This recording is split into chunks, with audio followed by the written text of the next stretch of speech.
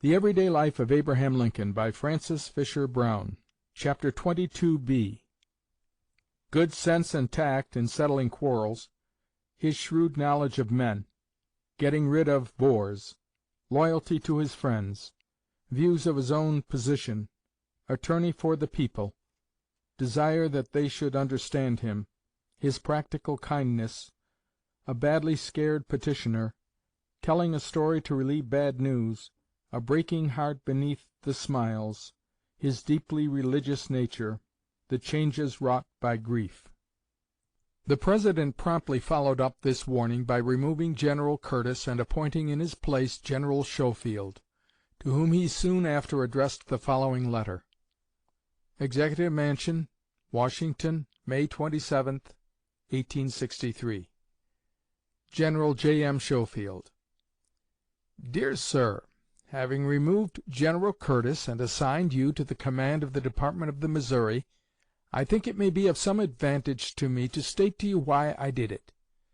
I did not remove General Curtis because of my full conviction that he had done wrong by commission or omission. I did it because of a conviction in my mind that the Union men of Missouri, constituting, when united, a vast majority of the people, have entered into a pestilent, factious quarrel among themselves. General Curtis, perhaps not of choice, being the head of one faction, and Governor Gamble that of the other. After months of labor to reconcile the difficulty, it seemed to grow worse and worse, until I felt it my duty to break it up somehow, and as I could not remove Governor Gamble, I had to remove General Curtis. Now that you are in the position, I wish you to undo nothing merely because General Curtis or Governor Gamble did it, but to exercise your own judgment, and to do right for the public interest. Let your military measures be strong enough to repel the invaders and keep the peace, and not so strong as to unnecessarily harass and persecute the people. It is a difficult role, and so much greater will be the honor if you perform it well. If both factions, or neither, shall abuse you, you will probably be about right. Beware of being assailed by one and praised by the other. Yours truly, A. Lincoln. Firm and unyielding as he was when necessity compelled him to be, Lincoln was by nature a peacemaker, and was ever anxious that personal differences be adjusted happily. In his efforts to this end he never failed to show tact and shrewdness, and would, if necessary, sacrifice his own preferences in the interests of peace and harmony. A characteristic instance of the exercise of these traits occurred in connection with the Missouri troubles just referred to. General Schofield's course in command of his department proved satisfactory, and he had been nominated for a major general's commission. He was, however, a somewhat conservative man, and in spite of his efforts to carry out the President's injunctions of impartiality, he had given offense to certain Missouri radicals who now opposed his promotion, and were able to exert sufficient influence in the Senate to prevent the confirmation of his appointment as a major general. The Missouri delegation appealed to the more radical senators, and the nomination was hung up for about 6 weeks. Lincoln was very desirous that it should be confirmed, and the Missouri congressmen were equally bent on its defeat. In this dilemma, Lincoln sent for Senator Zach Chandler of Michigan, and proposed a compromise. "General Rosecrans," he said, "has a great many friends. He fought the battle of Stone River and won a brilliant victory, and his advocates begin to grumble about his treatment. Now, I will tell you what I have been thinking about. If you will confirm Schofield in the Senate, I will remove him from the command in Missouri, and send him down to Sherman. That will satisfy the radicals. Then I will send Rosecrans to Missouri, and that will please the latter's friends. In this way the whole thing can be harmonized." As soon as the Senate grasped the plan of the President, there was no longer any opposition to the confirmation of Schofield. He was sent to join Sherman in the South, Rosecrans was appointed to the command in Missouri, and everything worked harmoniously and pleasantly as the President had predicted and desired. Secretary Welles remarks that the President was a much more shrewd and accurate observer of the characteristics of men, better and more correctly formed an estimate of their power and capabilities, than the Secretary of State or most others.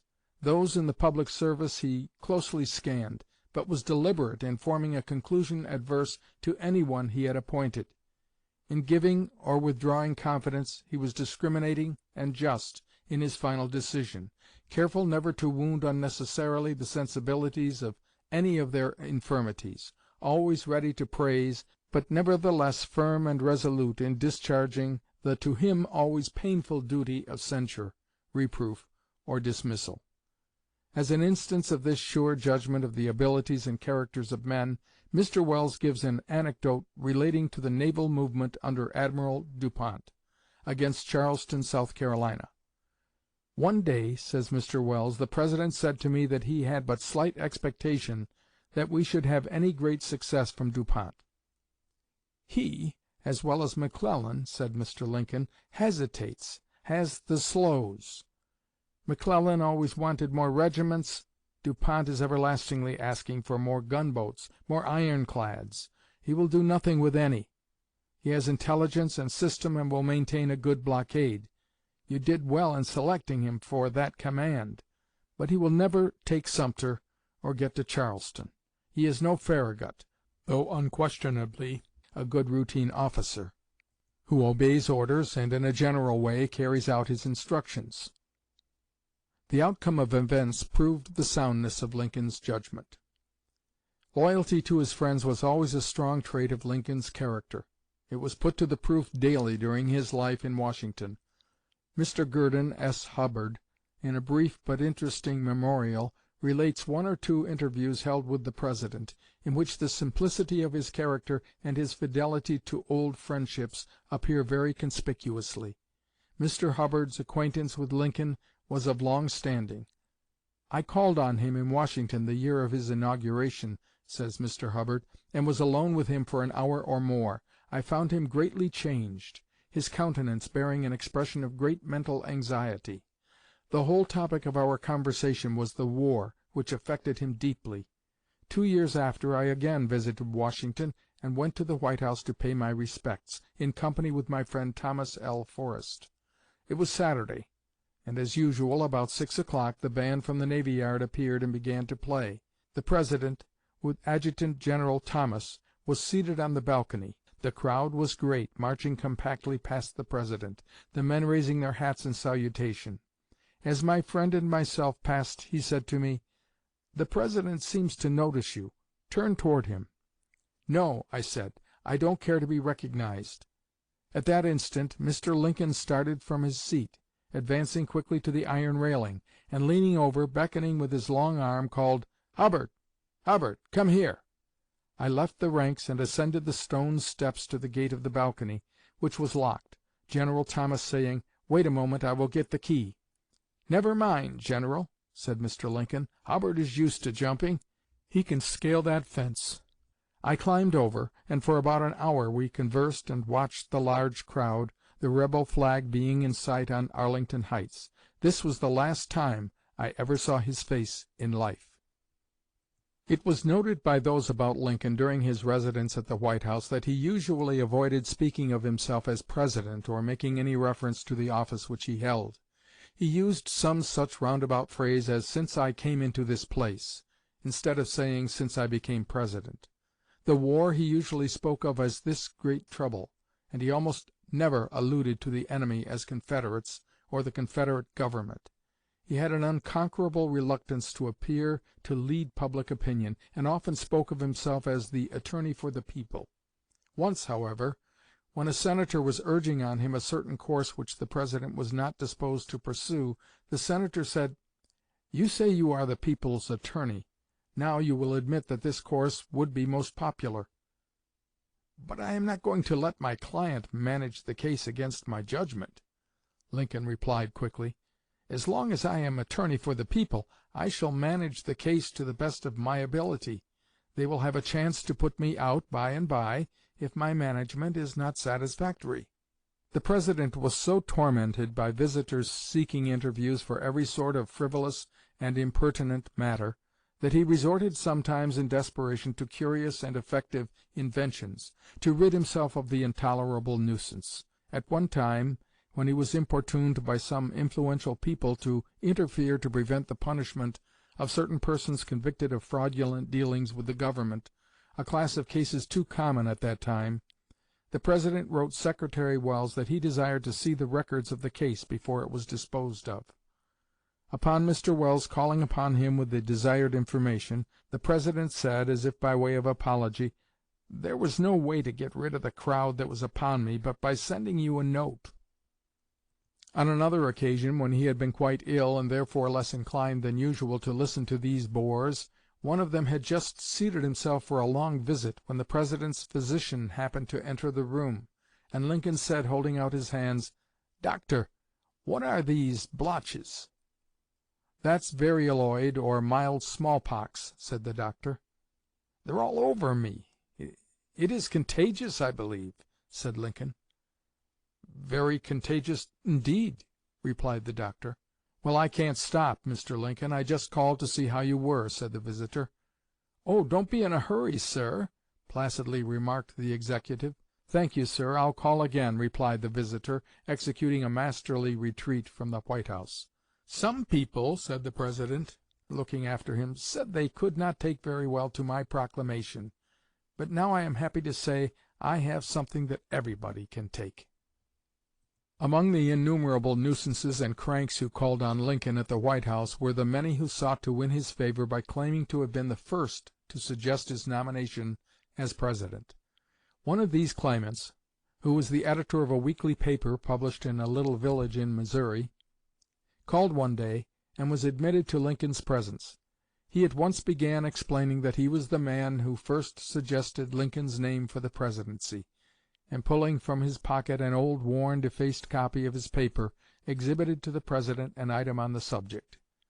"Do you really think," said Lincoln, "that announcement was the occasion of my nomination?" "Certainly," said the editor. "The suggestion was so opportune that it was at once taken up by other papers, and the result was your nomination and election." "Ah, well," said Lincoln with a sigh, and assuming a rather gloomy countenance, "I am glad to see you and to know this, but you will have to excuse me. I am just going to the War Department to see Mr. Stanton." "Well," said the editor, "I will walk over with you." The President, with that apt good nature so characteristic of him, took up his hat, and said, "Come along." When they reached the door of the Secretary's office, Mr. Lincoln turned to his companion and said, "I shall have to see Mr. Stanton alone, and you must excuse me." And taking him by the hand, he continued, "Good-bye. I hope you will feel perfectly easy about having nominated me. Don't be troubled by it. I forgive you." A gentleman who, after the dreadful disaster at Fredericksburg, called at the White House with news direct from the front, says that Lincoln appeared so overwhelmed with grief that he was led to remark, "I heartily wish I might be a welcome messenger of good news instead, that I could tell you how to conquer or get rid of these rebellious States." Looking up quickly, with a marked change of expression, Lincoln said, "That reminds me of two boys in Illinois who took a short cut across an orchard, and did not become aware of the presence of a vicious dog until it was too late to reach either fence. One was spry enough to escape the attack by climbing a tree, but the other started around the tree with the dog in hot pursuit, until by making smaller circles than it was possible for his pursuer to make, he gained sufficiently to grasp the dog's tail, and held with desperate grip until nearly exhausted, when he hailed his companion and called to him to come down. 'What for?' said the boy. 'I want you to help me let this dog go.' 'If I could only let them go,' said the President, in conclusion. 'But that is the trouble. I am compelled to hold on to them and make them stay.'" In speaking of Lincoln's fortitude under his trials and sufferings, Mrs. Harriet Beecher Stowe wrote, "Although we believe he has never made any religious profession, we see evidence that in passing through this dreadful national crisis he has been forced by the very anguish of the struggle to look upward, where any rational creature must look for support. No man has suffered more and deeper, albeit with a dry, weary, patient pain that seemed to some like insensibility. Whichever way it ends," he said to the writer, "I have the impression that I shan't last long after it's over." After the dreadful repulse of Fredericksburg, his heavy eyes and worn and weary air told how our reverses wore upon him, and yet there was a never-failing fund of patience at bottom that sometimes rose to the surface in some droll, quaint saying or story, that forced a laugh even from himself. The care and sorrow which Lincoln was called upon to endure in the responsibilities of his high position graved their melancholy marks on each feature of his face. He was a changed man. A pathetic picture of his appearance at this time is given by his old friend, Noah Brooks, whose descriptions of him as he appeared in 1856 on the stump in Ogle County has already been given a place in these pages. "I did not see Lincoln again," says Mr. Brooks, "until 1862, when I went to Washington as a newspaper correspondent from California. When Lincoln was on the stump in 1856, his face, though naturally sallow, had a rosy flush, his eyes were full and bright, and he was in the fullness of health and vigor. I shall never forget the shock which the sight of him gave me 6 years later in 1862. I took it for granted that he had forgotten the young man whom he had met 5 or 6 times during the Fremont and Dayton campaign. He was now President, and was, like Brutus, vexed with many cares. The change which a few years had made was simply appalling. His whiskers had grown, and had given additional cadaverousness to his face as it appeared to me. The light seemed to have gone out of his eyes, which were sunken far into his enormous brows. But there was over his whole face an expression of sadness, and a far-away look in the eyes, which were utterly unlike the Lincoln of other days. I was intensely disappointed. I confess that I was so pained that I could almost have shed tears."